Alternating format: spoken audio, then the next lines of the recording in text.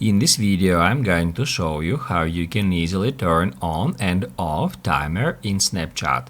Be sure to watch the video to the very end so you don't make any mistakes.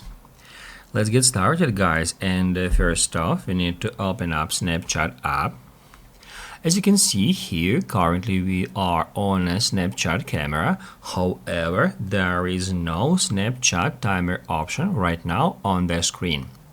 That's because we need to tap right here at this plus to reveal these extra options, and from here, if we drag it up to go down a bit, we'll find here this timer feature. And now if I just tap right here once, it will add this timer to that toolbar. And as you can see, it is currently set to 3 seconds. If I tap right here now, it will start counting down from 3 to 0, and after that it will take a picture. However, we can also configure it. If we tap right here, we'll be able to set it up to 2 minutes just by dragging this bar left or right.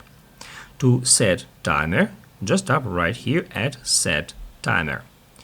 Now guys, to turn it off, just tap right here, and now as you can see, it is gone. Basically guys, that's it. So if this video was helpful for you, don't forget to hit the like button.